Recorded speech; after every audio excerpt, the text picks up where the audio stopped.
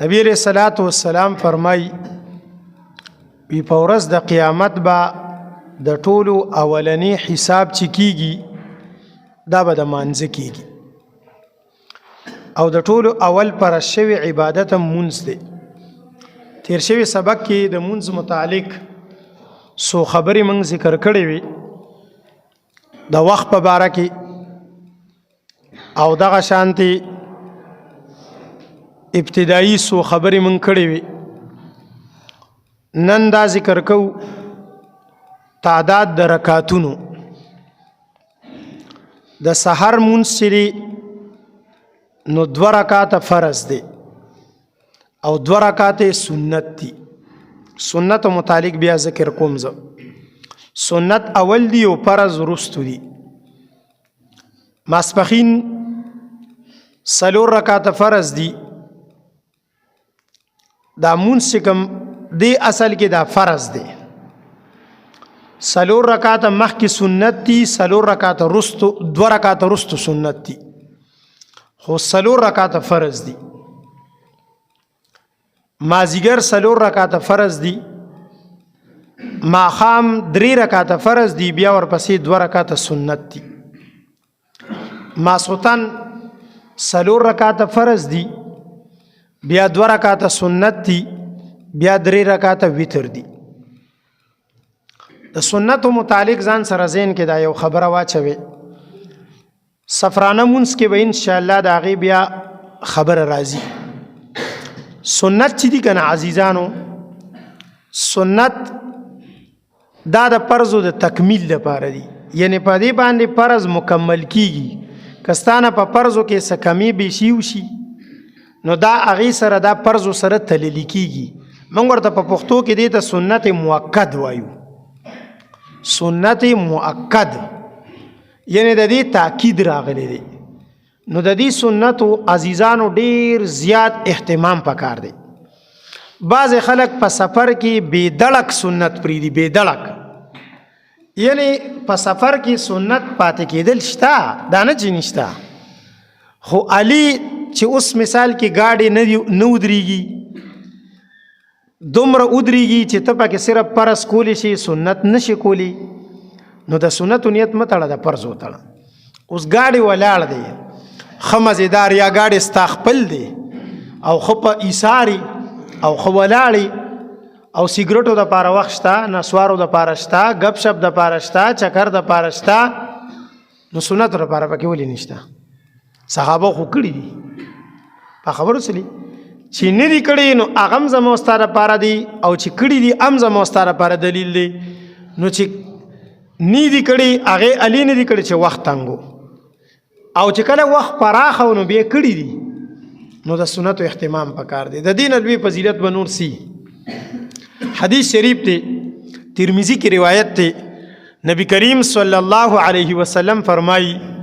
وی چې کم سړی په ورځ او شپه کې 12 رکعاته سنت کوي، دې سړي ته زه د جنت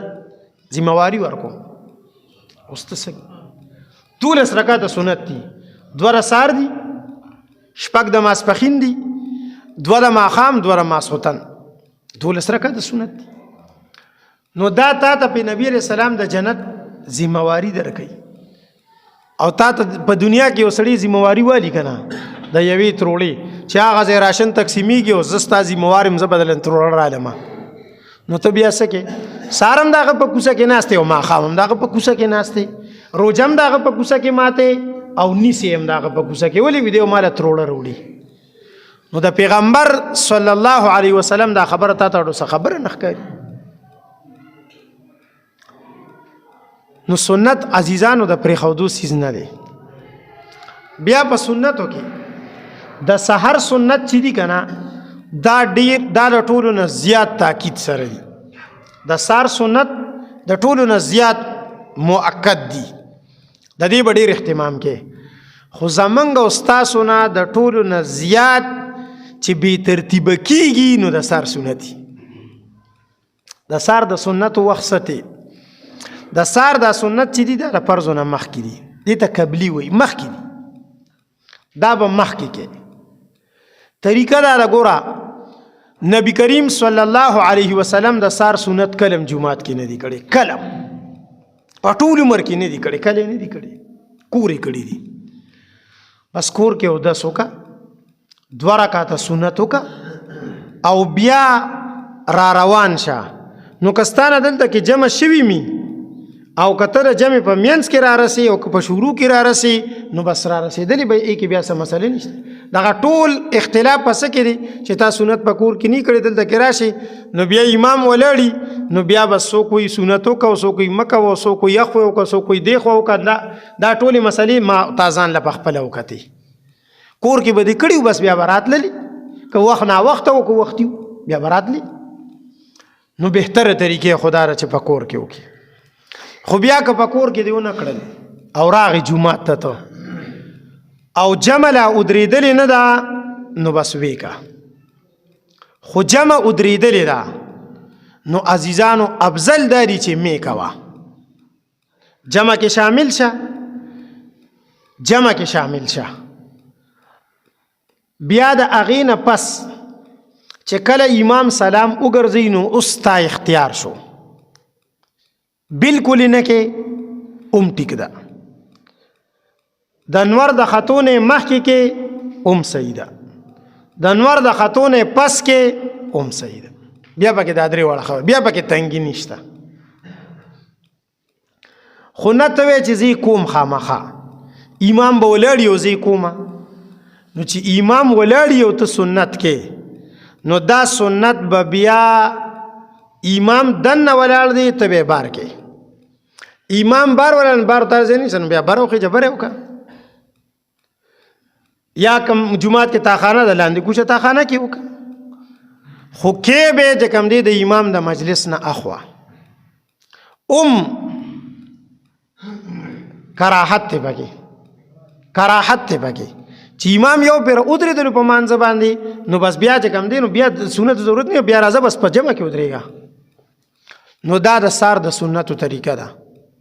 پدې کې دا بیا تنګي نشته چې تا ته بیا پکې پرې خودل مشته نو بیا ورپسې چې کم دی نو د نور نه مخکې مشته او د نور نه پس مشته او ټول صحابه کړي دي او د احناف په کتابونو کې موجود دي. کتاب زمانه پاتې شول مې زیر علماء خو آثار السنن زمونږ د 5مه درجه کتاب دی آثار السنن او پاره کې هغه بابونه تړلي دي او دیم تړلي باب چې باب چې کم دینو قضا د سار د سنتو د نور د خاتونه مخکې بیت باب تړلي باب د قضا د سار د سنتو د نور د خاتونه پس. دیم باب تړلي چې باب چې کم دینو د سار سنت چې امام په مانځه ولاړ یو سنت کول نو دا به بیا د دیوال نشاته کې داسې ورسره باب تړلي د دیوال نشاته په خبرو د دیوال نه بشاد نو چې تو دلته کې چې امام ولاړ دلته دیوال کم ځای دی چې ته به د نشاته کې او زمونږ څه چل دی زمونږ دا حال دی چې دلته راشو په سب کې ودرېږو سنت کوو، امام فرض کوي موږ سنت کوو لګیایو، داسې به نه کې، دا صحیح نه ده. اهم سیز به پیژنې فرض اهم دي نو لہذا بیا به اهم د ټولو نه اهم ترین چیز د سار سنت دي. بیا د ماسپخین 4 رکعاته دي. اوس د ماسپخین د 4 رکعاته نه دي عزیزانو، دا مخکینی دي، دا به مخکې کې نبی علیہ الصلوۃ والسلام با د ماسپخین د 4 رکعاته ډیر پابندۍ سره کول، کله کله ته پاتې شي خو ډیر پابندۍ سره به کول. یو صحابي ته نه تاسو کو یا رسول الله صلی الله علیه وسلم تاسو د ماسپخین د 4 رکعاته ډیر پابندۍ سره کوي وی او وې د ماسپخین د مانځنه مخکې چې کله د انور راوړي او مکروه وخت ختم شي وی دغه ټیم کې د جنت دروازه کولو شي. یو روایت کې داري د برکت دروازه کولو شي او یو روایت کې داري د رحمت دروازه کولو شي او یو روایت کې داري د اسمان دروازه کولو شي. دا 4 ونه یو شی دی، جنت برکت تی رحمت تی اسمان دی په خبر ورسلی. نو دا نو نبی علیہ السلام فرمایلی وی زه په دې وخت کې 4 رکعاته زکه کوم چې د جنت دروازه کولو دا 4 رکعاته ډایرکټ جنت ته ځي، د رحمت دروازه کولو دا 4 رکعاته ډایرکټ د رحمت ځای ته ځي، د برکت دروازه کولو دا 4 رکعاته ډایرکټ د برکت ځای ته ځي، د اسمان دروازه کولو دا 4 رکعاته ډایرکټ چې کوم دینو اسمان ته ځي او اسمان ته جو خيږي بس قبول شول. نو دا د قبولیت ځای ته ځي وی زکه کوم نو بیا په دې کې ځان پې کې عزیزانو نبی علیہ السلام کله سلور کړي کله دوه کړي دي ښا اری ټیم سلور نه کله سلور کړي کله دوه کړي دي اوس تراغه او تاو قتل چې غړې کې خو ټیم 2 رکعات دا 2 منټه پاتې نه 2 منټه کې سلور رکعات نه کیږي کنه رئیس خان کا کې خو پکې کوي خو لکه ارزو خو پکې نشي کولی نو 2 منټه کې سلور رکعات نه کیږي په خبره ورسېلې نو 2 رکعات وکا نو زمنګ سکاري زمنګ کار دی چې یا به کو سلور کدل ترانه رکعات هم د فرض کیږي کو به سلور او یې پریګدو نیکو نو بیا رستو کو نو رستو عزیزانو دا چې مخکینی سنت چې درنه پاتې شو د دې درجه رستو چې بیا کې هغه درجه نه ده اکه درجه بیا نه ده مخکې 2 رکعات چې دی وکړل د دې درجه د رستو د سلور رکعاتو نه افضل ده او نبی علیہ السلام کړي دی ګوره چې کم کار نبی علیہ السلام کړي نو په دین کې تنګي نشته ټیم د سلور رکعاتو لري سلور رکعاتو کو ټیم د 2 رکعاتو لري بس 2 رکعاتو کا بس کله 2 کړي دي ترمذی کې دي شمائل کې دي د نبی علیہ السلام په اخلاق کې د نبی علیہ السلام په کردار کې نو کردار د نبی علیہ السلام زموږ ستاره پر دلیل نه دی کنه بیا ورپسې د ماسپخین د فرض نه پس 2 رکعات دي کچره دغه سلور رکعات در مخ کې پاتې شوی او څنګه چې عادت ته هغه شانت او بیا کول غواړي نو بیا پکې دواړه خبرې شته د دې فرض نه پس چې کم دینو که 2 رکعات مخ کې او که سلور کې افضل داري چې 2 اول او سلور رستو کا خو که سلور د مخ کې او 2 د رستو کنه څه مسله نشته دې کې لکه داسې خبره نشته چې اوشول نشول پکې نشته دا افضل او د غیر افضل خبره ده پکې نور سم نشته د ماخام 2 رکعات سنت دي د ماخام مان پرس پسې دا سنت هم صحابي فرمایي وی نبی علیہ الصلوۃ والسلام اکثر پکور کې کړی دي اکثر کور کې د ماسوتن فرض پسې 2 رکعات سنت دي نو دا سنت ترتیب دی عزیزانو د دین علاوه منځونو سره نفل مخ کې رستو شته سحر سره نشته مازیګر نه مخ کې ماته رشوي جمعه کې دا خبره کړې و چې مازیګر نه مخ کې سلور رکعات نفل کوي کله سلور ټیم نی 2 کوي او چې تعالی مونږ نه کړي نو تخپل نفل کولې شي که جمعات کې مونږ شوي می څه مسله نشته ستاده مونږ خبره ده چې تکله د مازیګر مونږ کې بیا به نفل نه کوي او چې تا تر سو پر د مازیګر مونږ نه کړي بیا ته نفل کولې شي دا خبره خو چې کم دینو د سنت مبارکه و اوس اصل مانزه درازو د مونږ په بارکه عزیزانو مونږ چې دی اهم عبادت دی د دې وجه نه د دې لپاره شرایط دي د شرایطو په خیال ساتي نو بیا به مونږ کیږي نو موږ او تاسو د خپل مشرانو نه په کورونو کې الحمدلله دا سيزونه اوریدلی چې په مونږ کې 14 فرض دي چې اوریدلی او دام چې کم دینو دا غره مشرانو هغه ساده غونډه کې وی وته نه چې کم دینو بهر دی او شپک پکې دنه نه دي په خبرو سره دا فقها وی 14 فرائض دي خو په دې 14 فرائضو کې و چې دي شرایط دي او شپږ ارکان دي شرط د یو سیز دای چې د سیز نه مخکي باری دینا او رکن د یو سیز دای چې هغه پاغه کې دن نه او مکه زمنګ د پښتنو زمنګ هغه ساده زمنګ د مشرانو هغه خبره په خبرو رسېږي چې شپک پکې دن نه دي وته نه بهر دي دا و چې کم بهر دي د ته شرطونه وي او دا شپک چې کم دن نه دي د ته ارکان وي دا بعضی چې کم دی علماء بیا دا دننم و ذکر کړی دي اب بیا موږ ذکر کوو ان شاء الله شپک چې کم بهر دي پاغي کې اولنی داري چې بدن پاک اول به بدن پاک کې بدن ورکوټ یو د سماتري که غټ د غسل ضرورت دی درته اکه شانتی بو کې چې څنګه مخ کې په اودس او په غسل کې تیر شول دا شان په بدن باندې ښکارا س نجاست و غیره دا سيزونه چې کوم دی نوي بدن پاک دویم نمبر دی چې بدن د کله پاک کو نو په پاک بدن باندې به پاکي کپڑے واچي لباس پاک کپڑے پاکي اوس پاکي کپڑے او سره نشتا او وبم نشتا چې داشته کپڑے پاکي کی نو دی بس کوي نو د دې لپاره چې کم دی داري چې دی په دغه غندو کپړو کې منځو کی دا دا بهتر دی د دې نه چې بربند مونځ کوي وګر نه ته اجازه ورکړې ستا خوښه ده که لکه په ګنده کپړو کې زړه نه غواړي بیا بربند وکړه خو په ناسته وکړه دا نو کپړې پاکې عزیزانو دریم نمبر ځای پاک مکان پاک دا به چې کوم دی نو بالکل پاک ساتي په پاک مکان باندې به مونځ کې که چېرې ځان ته څه جانماز کپړه رومال صادر غوړې نو اب هم پاکي افضل داری چې سړی ډایرک په ځمکه وکړي ډایرک په ځمکه مونځ چې دی د افضل دی نبی علیہ السلام به ناست و صحابو به مونځ کولو یو نیم صحابي به داسې و نو هغه به ځمکه وه ډایرکه هر چا سره چې کوم دی نو درې پوزې او سپ دا نه و بس ډایرک ځمکه وه نو یو نیم صحابي به پکې داسې و چې هغه به را سجیده ډېره ټیټ نه کوله ځکه چې تندې بالته لګېدلو نو نبی علیہ السلام ورته وی ترب دا ګندې دا تندې دی په خاورو کې ګنده کا دا تندې دی په خاورو او د مونځ اصل خوند او مزهداره چې دا تندې دی په خاورو کې ګنده شي که نه ذلت چې ځان انسان الله ته ذلیل وګڼي چې ستا په مقابله کې زه ذلیل یم نو دې ته ویل کېږي عبادت نو بدن دغه ځای پاک عزیزانو اوس زید لاندې ګندرې خو تا پې د پاسه پاک سیز وغوړولو پاک سیز نو په هغې بیا ستا مونځ کېږي بعضې خلک بیماران نو هغوی چې کوم دی نو مونځ کوي یعنې په داسې یو پوس سیز باندې نو که هغه پاکي نو بیا څه مسله نشته هېڅ مسله نشته که پاکي په کټ کې هم زنانه یا مشر چې کوم دی نو بیمار دی هغه په کټ کې هم کولی شي که هغه کټ کې چې کوم دی نو پوم وي خو چې پاک وي یا پې د پاسه پاک چې کوم دی نو څه څیز واچوه نو دا ځای پاک چې کوم دی نو عزیزانو څلورم نمبر ستر به پټئ ستر به په مانځه کې پټ ساتي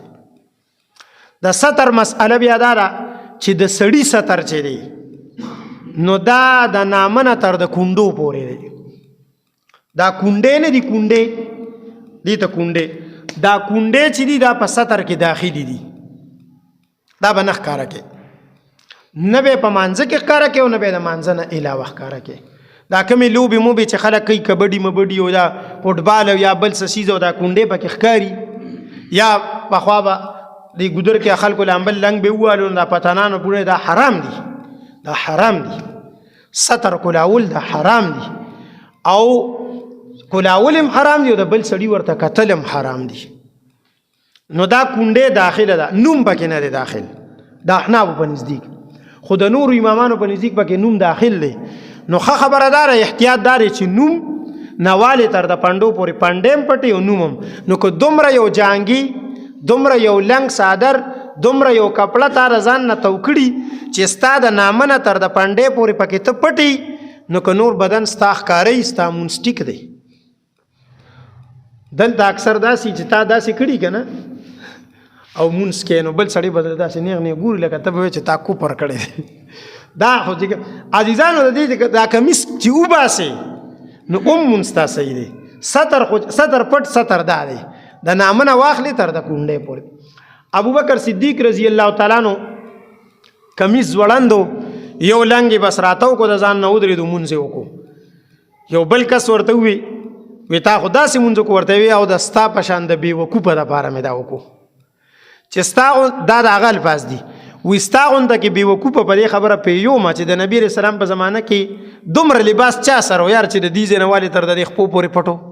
دومره لباس چا سره و د نبي علیه السلام په زمانه کې او هغوی مونځونه کول نو د هغوی دا مونځونه نه کېده څه ستر بس دا ستر دی د سړي دا ستر دی د ښځې ستر چې دی دا د سر نه والې تر د خپو پورې ټول جسم دی ټول جسم دی که د جسم څه حصې چې کوم دی نو ښکاره شوله لوپټه نری وه ویښتې پکې ښکارېدل مونځ یې نه دی شوی یا چې کوم دی نو بعضې زمونږ دا زنانه داسې کپړې جوړوي الله دې معافي وکړي دا ځایونه نه دي دا ځایونه دا داسې لږ معمولي روچت شي نو دا ځای کې دا جسم ښکاري بیا نو یا رکوع ته ځي نو جسم یې ښکاري نو که داسې وشول نو مونځ یې مات شو دا شان نری کپړې یې چولې وي جسم پکې ښکارېدلو داسې کپړې اچولې وي چې لستوڼي لنډو مونځ بس چې کوم دی نو زنانه به د دې سیس خیال ساتي. دا پخوانۍ ډېرې دینداره زنانه وي ځکه زموږ په کورونو کې برکتونه وګڼه چې دینداره زنانه وي هغوی به مونځ هم په پابندۍ سره کولو او د سطر به هم خیال ساتلو. که دا زنانه زموږ دا چې کوم دی اوس مونځ کوي هم نو د سطر خیال نه ساتي نو ځکه دا یو څیز نه برکت اوچت شوی دی. تروړه کې برکت نشته، چینی کې نشته، ګوړه کې نه، هېڅ شیز کې برکت نشته. دا نه په بسم الله راغستل شته او نه د دې څیزونو خیال ساتل شته. نو د دې څیزونو خیال ساتل پکار دی. که چېرې اول خو ټولې کپړې داسې جوړول پکار دي چې هغې کې جسم پټي او که نی نو بیا د مانځه دپاره سړی ځان ته چې کوم دی نو یو غټ ما لیدلي دي زموږ د زنانو دا به چې کوم دی نو داسې به و چې د مانځه دپاره به خپل بیل چې کوم دی لباس و. ولې چې ماشومان سړی ځان سره په هغې کې اخلي د ماشومانو غول میتیازې په هغې را پاکوي اکثر پکې کپړې ګنده شي نو د دې وجې نه بیا چې کوم دی نو د مانځه دپاره خپلې کپړې وي بس د مانځه له بیا هغه بدلې کې وابې چولي هغه چې کوم دی نو دا ډېره بهترینه طریقه ده. او بیا ښه مزدار په لوپټه کې داسې چې کوم دی نو ښه مکمل ځان راپټ کي او مونځ کي. نو دا د زنانه چې کوم دی ټول جسم ستر دی. او 5 نمبر څلور شو که نه 5 نمبر دا دی عزیزانو چې وخت پیژندل د مونځ وخت پیژندل. مونځ داسې نه دی چې بس تا ته اختیار دی مړه خو چې څه ټیم فارغ شوي نو بس کې وی اوري نه د مونځ تیر شوي جمعه کې مونږ اوقات ذکر کړي چې د هغه ځای نه واخلي تر دې ځای پورې دا د دې مونځ وخت دی د هغه ځای نه دې ځای پورې د دې مونځ وخت دی نو بس دکه وخت کې دننه به کې اوس د مازدیګر مونځ ته د ماښام کې او د ماښام هغه بیا په ماسخوتن کې او د سهار هغه چې کوم دی د انور خطونه پس کې او د ماسپښین هغه په مازدیګر کې نو بس مونځ وشو خو لکه څه خوند دی ونو وخت پیژندل دا ضروری دی. وخت کې دننه مونځ کېږي د وخت نه مخکې نه کېږي د وخت نه پس قضا کېږي د وخت نه مخکې خو کېږي نه او د وخت نه پس قضا کېږي. 6 نمبر هغه دا دی چې قبله معلومول سمت طرف معلومون چې دا قبله ده. نو عام طور سره خو په جمعاتونو کې مونځ کې تا ته قبله پته د خپل علاقو د کورونو د قبلې انسان ته پته چې بس په دې طرف ته په دې طرف ته په دې طرف ته خو ته داسې په یو بیابان کې په شاړه کې هلته به ته بیا چې کوم دی نو اسمان ته ګوري د هغې نه به نور رفتار ته د نور ته به ګوري د هغې نه به چې کوم دی سوري ته به ګوري د هغې نه به اخلي چې کوم دی نو هغه سوچ او فکر که چېرې بلکل وریځ دا څوک شته نه چا نه تپوس هم نشي کولی نو بیا به خپل سوچ وکړي سوچ او بس په سوچ باندې چې تا په کم طرف مونځ وکړو نو بس ټیک دی بیا داسې ده ډېر کم دي بس هغه شانتې خو نه راځي. دا عزیزانو دا قبله پکې ده نو دې سره ذهن کې ضمن کې یو خبره ځان سره ذهن کې واچوي هغه دا ده چې بعضې ملګري په سفر یي که نه دا چېرته په سفر رواني په ګاډي کې ریل ګاډي کې نو په سیټ باندې اکثر په ناسته باندې چې کوم دی نو دوی مونځ وکړي نو یو خدای چې قبلې هم پته پکې نه لګي هغه به بیا په ولاړه کې هم دا مسله راځي او دلته به بس ووایو نو دغه صحیح نه دی عزیزانو. په سورلې باندې په ګاډي کې په سیټو په ناسته او د قبلې چې کوم دی نو ترتیب برابر نی نفل مونځ کولی شي او فرض نه کېږي فرض نه کېږي فرض و تبا د قبلې رخ هم معلومې او ولاړه به هم چې قادرې پې ولاړه به کې د دې وجې نه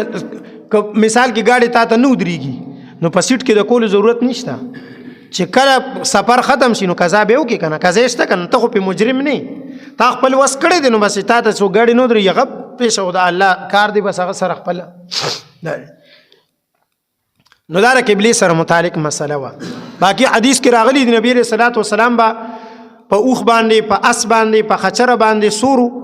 او د نفل نیت به وتړلو چې مخ به په کم طرف موړو دا پروا به نه کوله په دې طرف به روانو بس نیت به وتړلو په دې طرف به مونځ کولو قبله خو دې خوا وه نفل به کول دغه شان دی نه څوک په سفر باندې به نفل دغه شانتې کولی شي خو لیکن هم پاک حدیث کې ورسره داري چې فرض به ګورې بالکل نه کول فرض به نبي علیه السلام په سورلې باندې بالکل ګورې نه کول. دا 9 نمبر هغه نیت دی نیت دا عزیزانو چې کوم دی نو فرض دی او دا شرطونه دا و هغه فرایضو چې موږ ورته په پښتو کې وایو دا د مونځ نه بار دي. شپږ په مونځ کې دننه دي، شپږ په مونځ کې دننه دي. هغې کې اولنی چې دی هغه تحریمه ده. تحریمه د تحریمې لپاره الله اکبر په واجباتو کې راځي، خو تحریمه معنی دا ده چې په ځان باندې اک سیز حرامول کم چې پتا باندې د دین مخکې حلالو، خبرې حلالې وي، یو خوا بل خوا قتل حلالو، خوراک څښاک کول حلالو، ناسته پاسته ملاسته حلالو. اوس چې کله ته مانځه ته ودرېدلې نیت دې وکړلو دا څیزونه حرام شو، دې ته تحریمه وي. نو یو تحریمه. دویم نمبر قیام ولاړه. اوس یو سړی ولاړه باندې قادر نه دی، بیمار دی، معذور دی، ودرېدی نشي، په سر چکر راځي، نو په ناسته دی وکړي. د ده دا ناسته د ولاړې په درجه کې ده. په ضمن کې به یو خبره ځان سره چې کوم دی نو وکړو. د جوماتونو ته دا کرسۍ راننوتې دي، دا یو غټه مسله ده. په دې ځان پوهېږئ عزیزانو، په کرسۍ کې مونځ چې دی چې کم سړی په ځمکه کېناستی شي یا په ځمکه سملاستی شي او په سملاسته مونځ چې کوم دی نو کولی شي، د ده ګورې په کرسۍ کې مونځ نه کېږي. تا پته نشته چې دا دې خلکو ته چا ویلي دي چې په دې دا مونځونه په کرسۍ کې کوي. مونځ د عاجزۍ شی دی او کرسۍ کې چې سړی ناستي څنګه ناستي؟ په ځمکه کښېنه که نه، خپې وغوځوه، تاسې پرلت ووهه، سمله، لیکن په کرسۍ کې چې په دې ټولو طریقو یې نشي کولی او صرف په کرسۍ کې کولی شي، نو بیا ټیک ده، بیا په کرسۍ کې کوه، نو بیا راورسېده دې ته خبره. خو نوره ګورئ چې کوم دی نو په دې باندې د مردان علماو تقریبا فتوا راجمع کړې او د دې ټولو مدرسو نه سره دا کوړي ټولو نه پې فتوا اخیستې ده،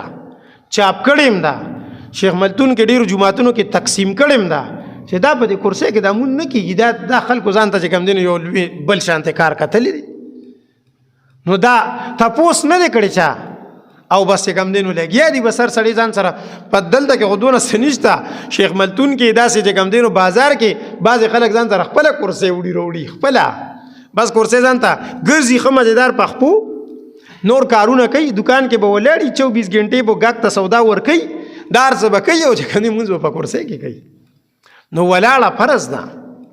دا موږ مخکې اوس مسله د ګاډي کې مو کړله، د ګاډي کې هم د دې وجې نه په سیټ په ناسته نه کې چې ولاړه فرض ده. ته په ولاړه قادر نو بیا څنګه په ناسته مونځ کې؟ په ناسته بیا مونځ نه کېږي. نفل مونځ په ناسته کولی شي، که ته په ولاړه قادر مې په ناسته کولی شي، لکه دا تراویح دي که دا هم نفل دي، په ناسته یې کولی شي. خو دا خبرې پکې صحیح نه دي، دا خبرې نه دي عزیزانو. ګوره نن سبا په تراویح باندې ډېر لوی باس شروع دی، ټول بس هر ځای کې دغه باس دی. تراویح یو نفل عبادت دی، یو سنت عبادت دی، نفل عبادت دی. دا سنت او نفل یو سیز دی. دا چې کوم دی نو په کولو کې ثواب دی، په نه کولو کې ګناه نشته، ګناه نشته. اوس که یو سړي 2 رکعاته وکړل، 4 رکعاته وکړل، 6 وکړل، 8 وکړل، 10 وکړل، 12 وکړل، 15 14 وکړل، 6 وکړل، یو سړي بالکل بهادر دی نو 13 وکړل. چې یو سړی 13 رکعات وکړي خو د 13 رکعاتو ثواب به الله ورکوي که نه؟ او چې یو سړی 8 وکړي نو د 8 به ورکوي، دې کې د جګړې ضرورت شته؟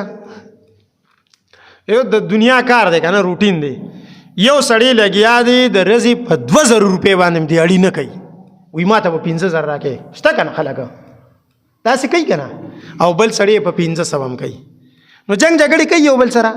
چې دا تی ولې په 500 کوي، زه په 50,000 هم نه کوم، نه کوي که نه؟ نو دا خو یو ځان له ګټه ده. نو که څوک څونه ګټي نو ګټي به، خو دا عزیزانو دا چې که موږ پکې کم حال کوو، یو تیزی کول، درس غوبل کول، دویم چې کوم دی نو تراوو کې دلته کې په ختم کې ناستې وي او ګپې شپې لګوي، مړه د دې نه خو چې زه بس بار ځه که نه. ولې چې قرآن ویلي کېږي او خبرې کې نو دا سړی کافر کېږي. دا قرآن وایي، دا قرآن وایي 23 سپاره کې بیګا د دې چې کوم دی نو په دې تراوو کې قاري صاحب تلاوت وقال الذين كفروا لا تسمعوا لهذا القرآن والغوا فيه کافرانو به وی دا قرآن چې دا پیغمبر وی تاسو پکې شور کوي دا کار د کافرانو دی نو چې خبرې اترې کې د دې نه خره چې بارزه مړه په خبره او موږ هغه نه یو چې موږ تا ته وایو چې مړه شل به کې وکړو دونه کې کافر شوې موږ وایو مړه 2 رکعاته وکړه بس دا دې په وس کې وځه نور چې خبرې اترې کې بیا ځه بس په خبره ورسلي او که شلو ته ودرېږي نو الله به د شلو ثواب درکړي درله بس دا چې کوم دی نو ولاړه چې کوم دی نو هغه فرض ده 3 نمبر فرض چې دی هغه قرات دی قرات چې ودرېدي اوس به قرات کې قرات فرض دی قرات چې دی کنه سورۃ فاتحه هم قرات دی سورۃ اخلاص هم قرات دی د قرآن یو بل غټ یو آیت ویل واړه 3 آیتونه ویل یو وړو کې سورت ویل نیم سورت ویل دا ټول قرات دی دا فرض دی ګوره قرات فرض دی تانیاتو تړلو سبحانك اللهم هغه بیا ان شاء الله راځي ټول ارسه سبحانك اللهم دی وی اعوذ بالله دی وی بسم الله دی وی دا غینه پس ډایرک قل هو الله احد الله الصمد الحمدلله وی ستا قرات وشو الحمدلله رب العالمین وللدوالین امین پر ستا قرات وشو قرات پر هغه پرس چې کوم هغه وشو اپا کل والله وحدم کیږي هغه په الف لام میم هم کیږي هغه په الحمدم کیږي اپا بل یو سورتم کیږي هغه په یو آیت غټ باندې کیږي هغه په 3 وړو آیاتونو باندې کیږي قرات دی بس وشو فقروا ما تيسر من القرآن دا پرس قرات دی پسې سلورم نمبر هغه چې کم دینو بیا دا رکوع قرات دیو کو رکوع فرض ده او 5 نمبر سجده فرض ده رکوع ځان له فرض ده او سجده ځان له فرض ده زمنګ د پکې په دې کتابونو کې لیکلي دي یو سړی د رکوع نه نیغ اون درېدو رکوع دی وکړله او نیغ اون درېدلی پورا مکمل او سجدې ته لاړې نو ستا رکوع نشوله رکوع دی ونشوله بلکې دا داسې شوله چې ته په 2 قسطونو باندې سجدې ته لاړې په 2 قسطونو یعنی یو پیر لغونته کې ټیټ شوی او بیا ورپسې سم ور ټیټ شوی د دې دا معنی شوه رکوع ځان له فرض ده نو ټیټ بشي نو بیا به ښه نیغ ودرېږي مکمل نو سجده ځان له فرض ده نو بیا به د ولاړې نه سجدې ته راځي د رکوع نه به سجدې ته نه ځي د رکوع نه سجدې ته لاړې ستا رکوع نه شو نو مونځ دې ونه شو رافع بن خلاد رضی الله تعالی عنہ یو صحابي دی بخاری کې روایت مسلم ترمذی ټول محدثین وروړي دی روایت نبی علیہ السلام د جمعات کې ناست و صحابي راغی ودرېدو مونځ وکړو چې مونځ وکړو دا رکوع سجدې تیز وکړل خو څوک صحابي وکړه څوک چې هغه صحابي تیز مونځ کړي اسه زما استاد دی مونږ نه به خمونځ کړي کنه به کړي صحابي خو کنه الکه څوک چې د پیغمبر زمانه ته نږدې هغه د هغه خلکو نه افضلی چې څوک د پیغمبر د زمانه نه لري کنه نو صحابه خو د پیغمبر صلی الله علیه وسلم په زمانه کیو دا غیب افضلیت کې څوک شک کولی شي هغه به زما استاد ډیر خمونځ کړي خو د صحابي ځان له یو شان دی دار چا خپل یو مقام دی کنه یو عام سړی لګي تیز منځو کې یو مولانا صاحب یو حافظ صاحب یو قاری صاحب تیز منځو کې نو بل سړی ورته وګوري نو داغه باغې باندې دونه چې کم دینو د خفګان اظهار نه کوي د په دې ویدا لا پکې کاری دی دا سی وای کنه نو صحابي نو نبی علیہ الصلوۃ والسلام تراغه سلام وکړو نبی علیہ الصلوۃ والسلام ورته ارجع فصلی فانک لم تصلی واپس لاړ شه منځو کته مونږ نه کړی واپس لاړ شه مونږ وکا تا مونږ نه دی کړی ما تا ته وی چې هغه به زما واستانه خمونځ کړي خو نبی رسول الله ورته سوي وی تا مونږ نه دی کړی هغه لاړو بیا وکړو راغی سلام په نبی رسول الله کو نبی رسول الله ورته سلام جواب ورکو ورته وی واپس لاړ شه مونږ کته مونږ نه دی کړی اپ درېمه پیر لاړو مونږ وکړو بیا راغی سلام کو نبی رسول الله ته نبی رسول الله سلام ورته وعلیکم السلام خو واپس لاړ شه مونږ کته مونږ نه دی کړی هغه وی یا رسول الله صلی الله علیه وسلم چې تما شل پیری مولېږي مال د کا شانتي مونږ راځي دا چې څنګه کوم داسې راځي نور څنګه راځي نه. نو بیا ورته نبی علیہ السلام وی چې ادرېږي مانځله. نو دا ټولې مسلې ورته بیان کړي چې دا زی پاک بدن ارس پاک دا غې نه پس نیت وتړي او بیا چې کوم دی نو ودرېږي نو بیا به قرت وکړي نو بیا چې رکوع ته لاړ شي نو ښه رکوع به ښه په کلاره وکړي نو بیا به د رکوع نه ښه نیغ ودرېږي نو بیا به د ولاړې نه نیغ لاړ شي سجدې ته نو ښه مطمئنه سجده به وکړي نو بیا به د سجدې نه ښه نیغ کینی نو بیا به دویمې سجدې ته ځي نو په دقه طریقه به په هر یو رکعت کې کې نو دې ته مونځ وایي. نو ګوره صحابي ته نبي اسلام ویلي تا مونځ نه دی کړی. نو زمونږ د مشرانو څه پریښي نه دي که نه دا چې متلې کړي دي وي هندو ستړی خدای ناراضه نو دا داسي که نه دا داسي که نه چې مونځ سړي وکړي او د دې شرایطو خیالونه ساتي رکوع سجدې خیالونه ساتي نو دې ته وایي هندو ستړی دا لکه سړی پې هندو کېږي کافر کېږي پې بعضې موقعو کې او چې کوم دی نو ځان یې ستړی کو په یخ اوبو به اودس هم کړي په یخنۍ کې به راغلي په ګرمۍ کې به راغلي اهم کار به کور کې پریښي وي به راغلي وي خوب نه به راپاڅېدلي خوب به پریښي راغلي به او مونځ یې سم ونه کړو نو څه پیدا وکړه یاره زه دونه ډېر کارونه پرېږدي راشي نو مونځ سم کول پکار دي که نه یو منټ به پې زیات ولګي که نه یو 2 منټه به پې زیات ولګي. نو دا فرض دی عزیزانو. او شپږم نمبر آخري ناسته فرض ده. آخري په 4 رکعاتو کې په 4م رکعت ناسته په 3 رکعاتو کې په 3م رکعت ناسته په 2 رکعاتو کې په 2م رکعت ناسته دا فرض ده. او ما تاسو ته بعضې علماو پکې ذکر کړي دي 1 نمبر په خپله اراده د مانځه نه وتل دام فرض دي خو بعض علماو دا په واجباتو کې ذکر کړي. نو دا فرائض شو عزیزانو شپږ یا بنا بر اختلاف دا د مونځ فرائض دي هغه مخکې چې کوم دی نو شرایطو د دې ټولو چې خیال وساتي او بیا مونځو کې دې پسې بیا واجبات دي. ځان سره د پیدې په طور اخیری خبره نوٹ کې دا کم چې مونږ په فرایضو کې وشمارل نو پرس چې درنه په مانځه کې پاتې شو په ایره درنه پاتې شو که قصدن دې پاتې کو مونځ دې نه دی شوی مونځ دې نه دی شوی چې پرس درنه پاتې شي او که په فرضو کې درنه تاخیر راغی لیټ شو درنه فرض د یو ځای نه بل ځای ته لیټ شو نو په هغې کې به تا باندې سجده ساوه راځي ابه د سجده ساوه په باب کې انشاءالله بیا وایو. الله یې د عمل کولو توفیق راکړي.